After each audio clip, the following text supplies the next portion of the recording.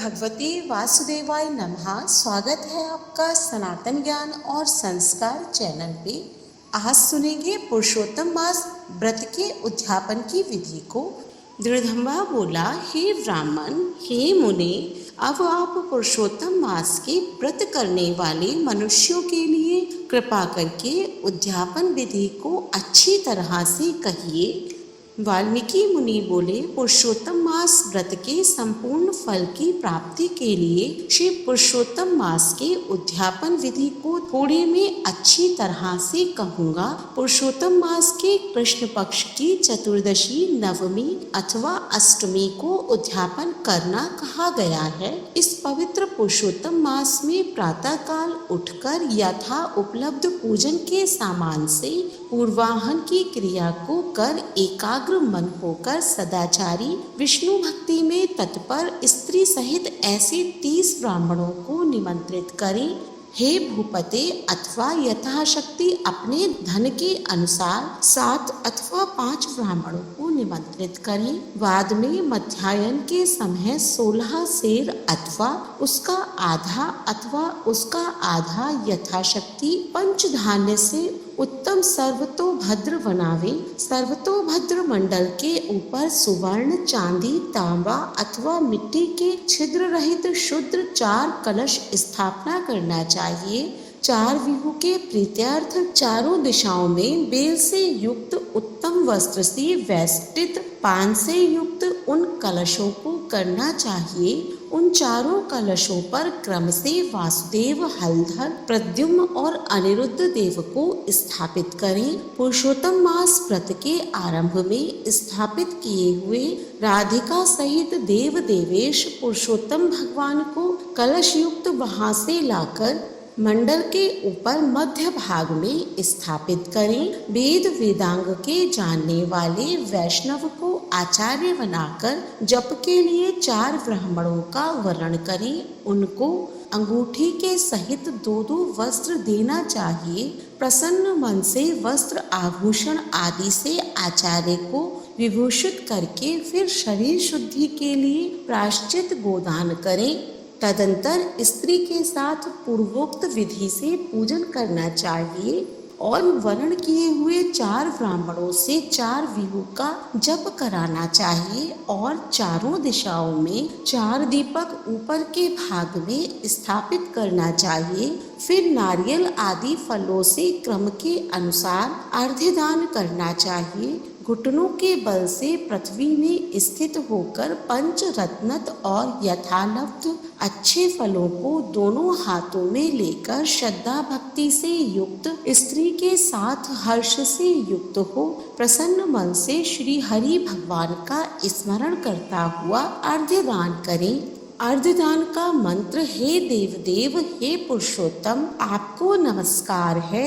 हे हरि, राधिका के साथ आप मुझसे दिए गए अर्घ्य को ग्रहण करें। नवीन मेघ के समान श्याम वर्ण 2 भुजाधारी मुरली हाथ में धारण किए पीताम्बरधारी देव राधिका के सहित पुरुषोत्तम भगवान को नमस्कार है। इस प्रकार भक्ति के साथ राधिका के सहित पुरुषोत्तम भगवान को नमस्कार करके चतुर्यंत नाम मंत्रों से तिल की आहुति देवें। इसके बाद उनके मंत्रों से तर्पण और मार्जन करें। बाद में राधिका के सहित पुरुषोत्तम देव की आरती करें। अब नीराजन का मंत्र कमल के दल के समान कांति वाले राधिका के रमण कोटि कामदेव के सौंदर्य को धारण करने वाली देवेश का प्रेम से नीराजन करता हूँ। अब ध्यान मंत्र अनंत रत्नों से शोभायमान सिंहासन पर स्थित अंत ज्योति स्वरूप वंशी शब्द से अत्यंत मोहित ब्रज की स्त्रियों से घिरे हुए हैं। इसीलिए वृंदावन में अत्यंत शोभायमान राधिका और कौस्तुभ मणि से चमकते हुए हृदय वाली शोभायमान रत्नों से जटित किरीट और कुंडल को धारण करने वाले आप नवीन पीताम्बर को धारण किए हैं। इस प्रकार पुरुषोत्तम भगवान का ध्यान करें। फिर राधिका के सहित पुरुषोत्तम भगवान को पुष्पांजलि देकर स्त्री के साथ साष्टांग नमस्कार करें। नवीन मेघ के समान श्यामवर्ण पीत वस्त्रधारी अच्युत श्री वत्स चिन्ह से शोभित और स्थल वाले राधिका सहित हरि भगवान को नमस्कार है। ब्राह्मण को सुवर्ण के साथ पूर्ण पात्र देवें। बाद प्रसन्नता के साथ आचार्य को बहुत सी दक्षिणा देवें। सपत्नीक आचार्य को भक्ति से वस्त्र आभूषण से प्रसन्न करें।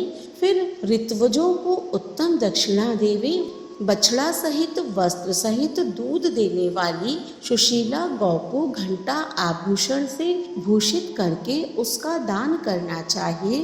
तांबे का पीठ, सुवर्ण का श्रग, चांदी के खुर से भूषित कर देवें। घृत पात्र देवें और उसी प्रकार तिल पात्र देवें। स्त्री पुरुष को पहनने के लिए उमा महेश्वर के प्रीत्यर्थ वस्त्र का दान करें। 8 प्रकार का पद देवें और 1 जोड़ा जूता देवें। यदि शक्ति हो तो आयु की चंचलता को विचारता हुआ वैष्णव ब्राह्मण को श्रीमद्भागवत का दान करें। देरी नहीं करें। श्रीमद्भागवत साक्षात भगवान का अद्भुत रूप है। जो वैष्णव पंडित ब्राह्मण को देता है वह कोटि कुल का उद्धार करके अप्सरा गणों से सेवित विमान पर सवार हो योगियों को दुर्लभ गौलोक को जाता है।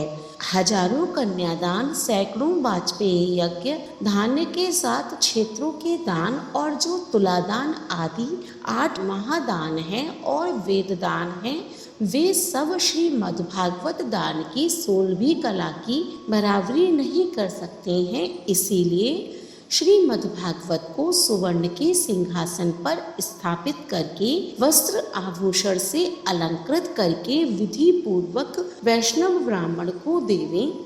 कांसे के 30 संपुट में 30-30 मालपुआ रखकर ब्राह्मण को देवें। हे पृथ्वी पते, हर एक मालपुआ में जितने छिद्र होते हैं उतने वर्ष पर्यंत वैकुंठ लोक में जाकर वास करता है। योगियों को दुर्लभ निर्गुण गोलोक को जाता है, जिस सनातन ज्योति धारण गोलोक को जाकर नहीं लौटते हैं। 2.5 सेर कांसे का संपुट कहा गया। निर्धन पुरुष यथाशक्ति व्रत पूर्ति के लिए संपुट दान करे अथवा पुरुषोत्तम भगवान के प्रीत्यर्थ मालपुआ का कच्चा सामान फल के साथ संपुट में रखकर देवे। हे नराधिप, निमंत्रित सपत्नीक ब्राह्मणों को पुरुषोत्तम भगवान के समीप संकल्प करके देवे।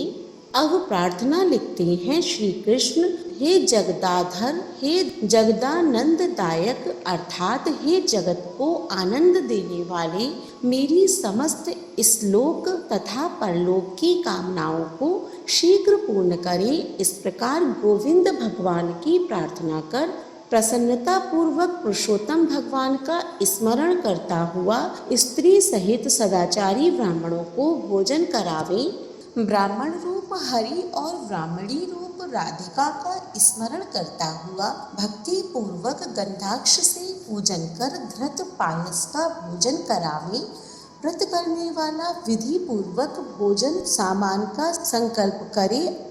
अंगूर, केला, अनेक प्रकार के आम के फल, घी के पके हुए सुंदर, उड़द के बने बड़े, चीनी घी के बने घेवर, फेनी, खांड के बने मंडक, खरबूजा, ककड़ी का शाक, अदरक, सुंदर नींबू, आम और अनेक प्रकार के अलग अलग शाक, इस प्रकार 6 रसों से युक्त 4 प्रकार का भोजन सुगंधित पदार्थ से वासित गौरस को परोसकर कोमल वाणी बोलते हुए यह स्वादिष्ट है, इसको आपके लिए तैयार किया है, प्रसन्नता के साथ भोजन कीजिए। हे ब्राह्मण, हे प्रभु, जो इस पकाए हुए पदार्थों में अच्छा मालूम हो उसको मांगिए। मैं धन्य हूँ, आज मैं ब्राह्मणों के अनुग्रह का पात्र हुआ, मेरा जन्म सफल हुआ। इस प्रकार कहकर आनंद पूर्वक ब्राह्मणों को भोजन कराकर तांबूल और दक्षिणा देवे।